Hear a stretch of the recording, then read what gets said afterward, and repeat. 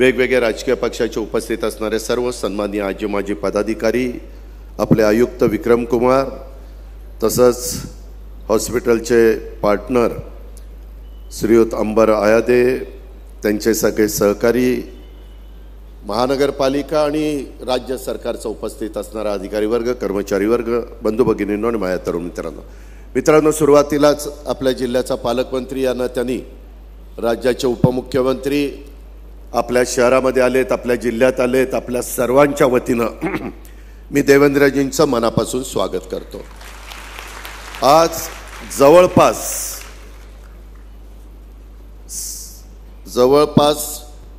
500 कोटी रुपयाच्या कामांची भूमिपूजन आणि उद्घाटन ही आपण इथं घेतलेली, एक तर 380 कोटीचं तुमच्या सगळ्यांच्या साक्षीनंच भूमिपूजन झालं और बाकी 4 ऑनलाइन निकले। अमृत नोनी आर्थो प्लस ये एक प्रूवन फॉर्मूला है। इसमें मौजूद नोनी फल के गुण और आयुर्वेदिक जड़ी बूटियां शरीर को जरूरी पोषक तत्व देने के साथ साथ हड्डियों और जोड़ों के घिसने, उनमें होने वाले सूजन और दर्द को रोकने में मदद करता है। दर्द मुक्त जीवन के लिए अमृत नोनी आर्थो प्लस।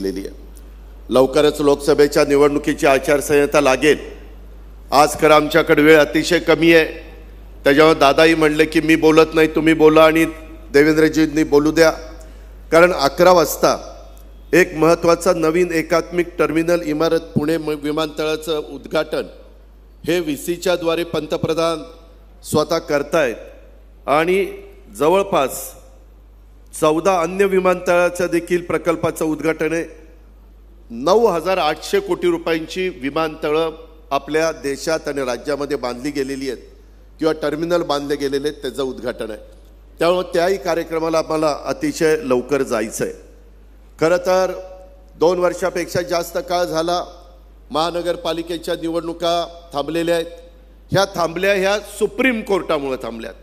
आम्हालाही वाटतं आम्ही लोकांच्यातनं निवडून आलेले कार्यकर्ते आहोत आणि वेगवेगळ्या कार्यकर्त्यांना संधी मिळावी, जिल्हा परिषद, तालुका पंचायत, महानगरपालिका, नगरपालिका, नगरपंचायत, पण सुप्रीम कोर्टामध्ये OBC ह्याबद्दलचा एक मुद्दा गेलेला आहे, लवकर त्याचा निकाल लागेना।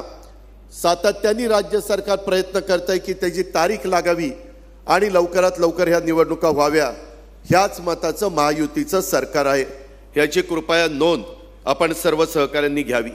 मित्रांनो, आरोग्याचा प्रश्न किती महत्त्वाचा आहे कोरोनाच्या काळामध्ये उभ्या जगाला कळलं, राज्याला कळलं, देशाला कळलं, पुण्याला देखील कळलं आणि त्या काळामध्ये hospital, paramedical staff, nurses, doctors ह्यांची किती गरज आहे हे आपल्याला सगळ्यांच्या लक्षात आलं आणि त्याच्यातूनच नंतर गेले 2 वर्ष हे महानगरपालिकेची मुदत संपल्यावर चंद्रकांत दादा पाटील असतील, मी असेल, देवेंद्रजी असतील, भीमरावजी असतील, आम्ही सगळ्यांनी की बाबा कामं झाली पाहिजे, शेवटी निधी मर्यादित आहे आणि त्याच्यातून ही कल्पना पुढे आली की आपण एक मल्टी स्पेशालिटी हॉस्पिटल उभं करायचं आहे। मित्रांनो, कदाचित तुम्हाला अशी शंका येईल की हे हॉस्पिटल उभं केल्यानंतर आमचं काय, ह्याच्यामध्ये तोही विचार राज्य सरकारने आणि महानगरपालिकेने केलेला आहे, लोकप्रतिनिधींनी केलेला आहे।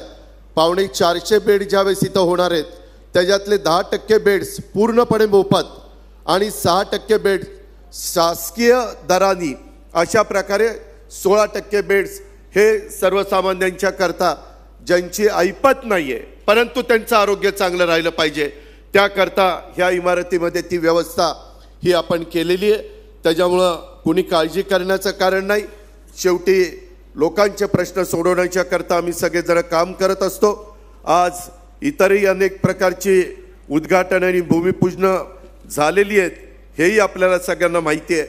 मित्रांनो, हे हॉस्पिटल करण्याच्या करता मीच अनेक नगरसेवकांना इथं निवडून आणलंय, काहींनी चंद्रकांत दादांनी निवडून आणलंय, म्हणजे दोन्ही दादांनीच लोक निवडून आणलेली, बाकी कुणी आलेलं नव्हतं। एक तो भाजपचे तरी दादा असू द्या किंवा राष्ट्रवादीचा तरी दादा असू द्या, आणि ह्याच्यातून त्यांनी प्रयत्न केला परंतु त्या काळात कुणालाच हे रेटलं नाही।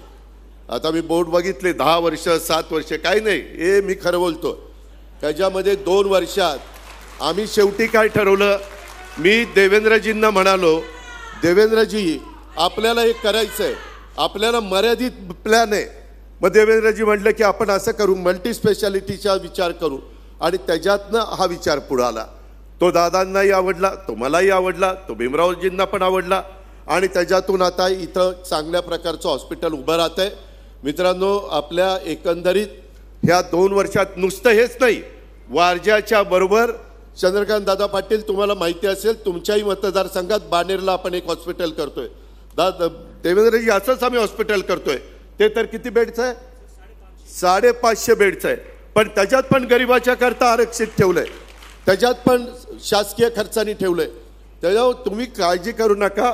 आम्ही 30-30 वर्ष समाजकारण राजकारण करणारे कार्यकर्ते आहोत आणि त्याच्यामुळं हे बारकाईनं गोरगरीब समाज, दुर्लक्षित समाज ह्याकरता काय केलं पाहिजे हा सगळा विचार करून आपण हे निर्णय घेतलेले आहेत. जाता जाता भीमरावांनी एक मुद्दा काढला 34 गावांचा. मध्ये मी आणि चंद्रकांत दादांनी ह्याची बैठक घेतली होती.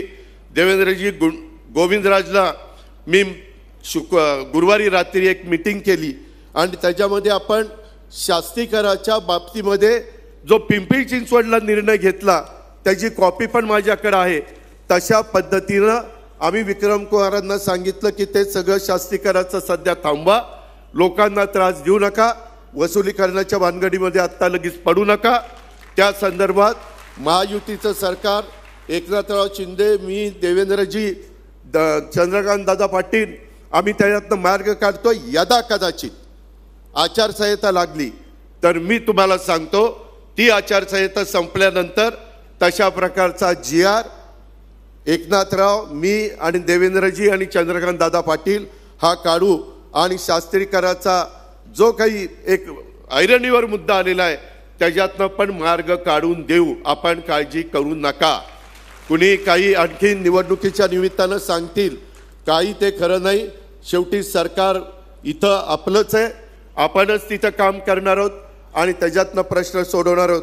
मगाशी बोलत असताना एक भीमरावांनी सांगितलं की नरेंद्र मोदी साहेबांच्या नेतृत्वाखाली काय काय कामं चाललेली आहेत देशामध्ये.